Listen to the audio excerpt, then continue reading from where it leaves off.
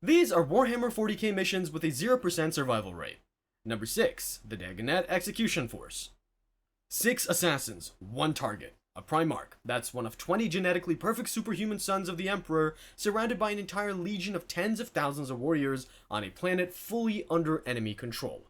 Nobody on this team was coming home, and they knew it before the briefing ended. Early in the Horus Heresy, the galaxy-spanning civil war that tore humanity apart, Malkador the Sigillite, the Emperor's closest advisor, assembled the first ever Imperial Execution Force. One operative from each of the Imperium's 6 assassin temples, specialist killing organizations that train their operatives from childhood for a single purpose, eliminating targets that armies can't reach. Their mission was to kill Horus, the War Master who had just betrayed the Emperor and turned half the military against him. The team included a sniper, a psychic null, a shapeshifter, a poison specialist, an intelligence operative, and an Eversor berserker, that's a drug-fueled killing machine who had murdered everyone on his home asteroid as a child. 6 specialists against a demigod, the kind of odds where a long shot is being generous. They embedded on the world of Dagonet. The hit on Horus failed. They killed a body double, but mid-mission they stumbled onto something worse. A demonically infused assassin called Spear, carrying a document sealed with the Emperor's own blood, designed to get close enough to kill him. Suddenly, the mission wasn't about Horus anymore. It was about whether the Emperor survived the week. One by one, the team was shredded getting to Spear. The Eversor went out in a bio-meltdown that took his attackers with him. The poison specialist died closing the distance. The intelligence operative was killed. The shapeshifter fought Spear hand-to-hand and died, creating a single opening for Einstead Kell, the sniper, who put the kill shot through Spear and ended the threat. 5 dead. Kell walked away. Didn't save him. He was later captured aboard Horus's flagship, corrupted by the warp, and eventually hunted down and killed by Nathaniel Garro. The sole survivor became the enemy. Primary objective failed. Number 5. The 19th Krieg Siege Regiment at Vrax. The Death Corps of Krieg are soldiers who consider dying for the Emperor a career goal.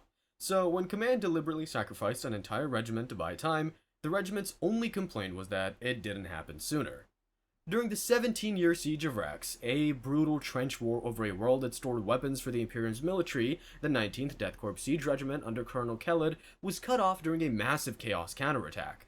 Trapped with their backs against an unbridgeable trench. No extraction, no reinforcements. Command made the calculation, sacrificed the 19th so the other regiments could reposition.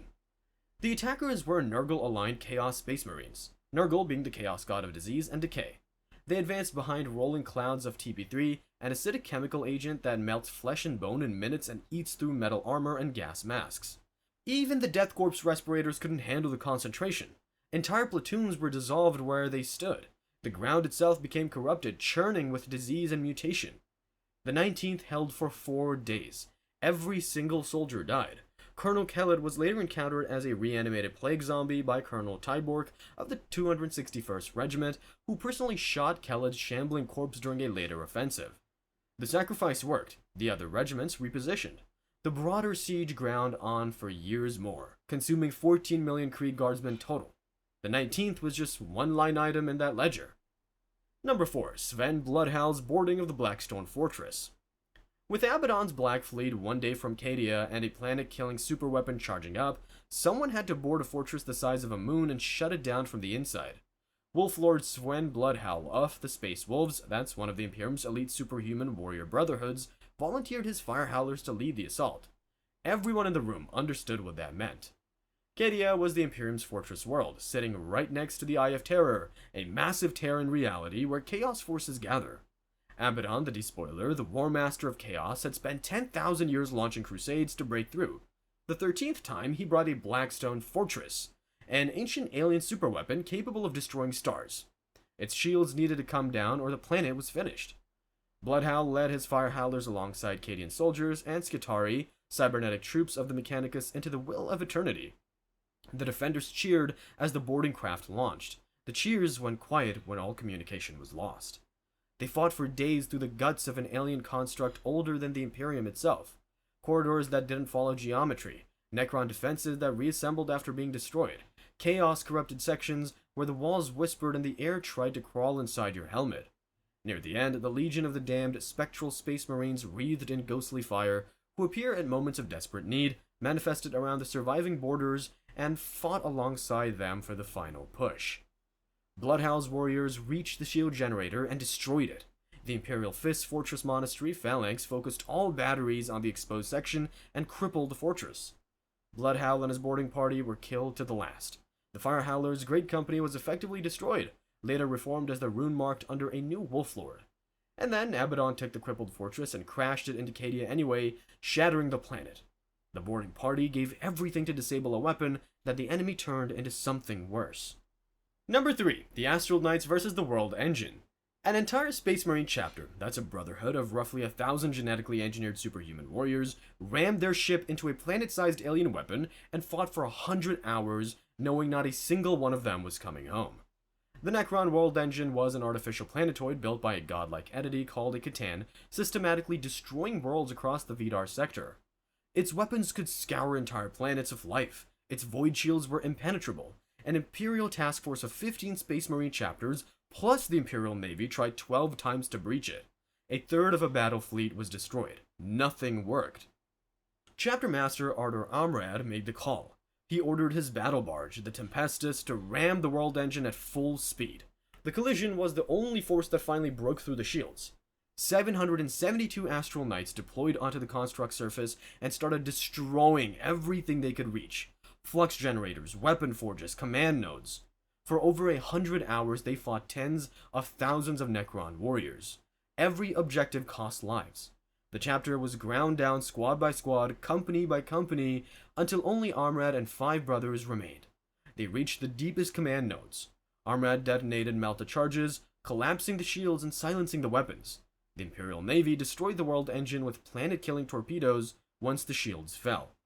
0 survivors aboard the World Engine. Roughly 30 Battle Brothers remained at the chapter's homeworld, too few to rebuild. 772 Arblestone statues were erected on the planet's safehold, one for each fallen knight, with warriors from multiple chapters permanently assigned to guard the memorial.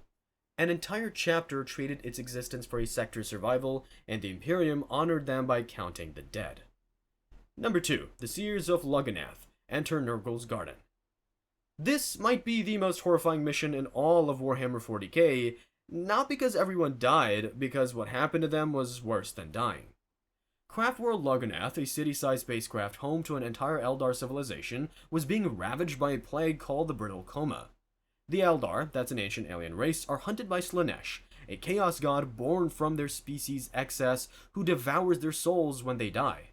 A plague killing their people wasn't just a health crisis, it was extinction math. The entire Seer Council, the Craft World's most powerful psychic leaders, projected their spirits directly into the Garden of Nurgle, a Chaos God's personal dimension where the air itself is supernatural disease. They were searching for Isha, the Elder God of Healing, who Nurgle keeps imprisoned in his rotting mansion. They believed she could cure the plague. They knew they would probably die. They counted on their spirit stones, soul-preserving gems to recover their soul afterwards. At first, it worked. Their psychic shields cut through the garden's vegetation. They sighted Nurgle's mansion in the distance. Then the rotflies found them and whispered to their master. Plague-bearers, Nurgle's lesser demons, rose from the mud by the thousands.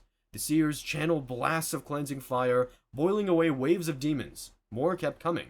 Then the link to their physical bodies was severed. Back on Lugganath, their comatose forms succumbed to the very plague they'd gone to cure. Trapped.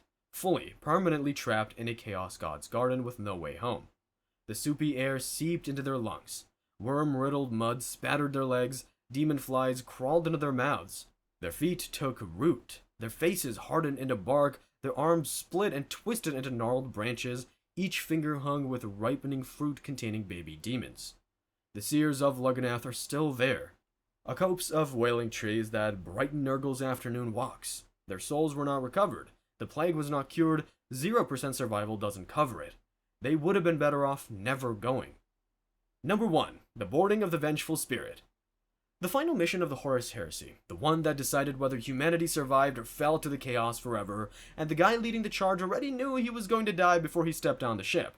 The siege of Terra was ending. Horus's traitor forces had besieged humanity's homeworld for months. Roughly 70,000 loyalists remained out of millions. The Emperor organized a teleport assault directly onto Horus's flagship, the Vengeful Spirit, a warship the size of a city. The strike forced the Emperor himself, Primarch Sanguinius, and the Blood Angels, First Company, Primarch Rogaldorn, and the Imperial Fist Huskarls, and Captain General Constantine Valdor with the Custodian Guard, the Emperor's personal bodyguards. Sanguinius had precognitive visions. He had seen his own death at Horus's hands. He knew exactly what was waiting, and boarded anyway. Horus lowered his void shields deliberately. It was a trap. When the Loyalists teleported aboard, Horus scattered every member of the assault across the ship using warp-fueled power. The interior had become a chaos-corrupted nightmare of dimensional traps and demonic hordes. Dorn was cast into a pocket dimension. Valdor's custodians landed surrounded by demons. Blood angels were separated and hunted through corridors that changed the shape around them. Sanguinius reached Horus first. Horus offered his brother one last chance to turn traitor. Sanguinius refused. Horus beat him with a mace called Worldbreaker, impaled him with the talon of Horus, and killed the most beloved Primarch in the Imperium. The moment Sanguinius died, every blood angel across Terra was hit by the Black Rage, a psychic shockwave that made them relive his death, a curse that persists 10,000 years later. The Emperor found his son's body at Horus's feet. In the duel that followed, Horus wounded the Emperor so catastrophically that even his superhuman body couldn't recover. But through a crack in Horus's armor, possibly created by Sanguinius' dying blow, the Emperor channeled everything he had and obliterated Horus completely, reduced him to a skeleton inside charred armor. The rebellion died with him.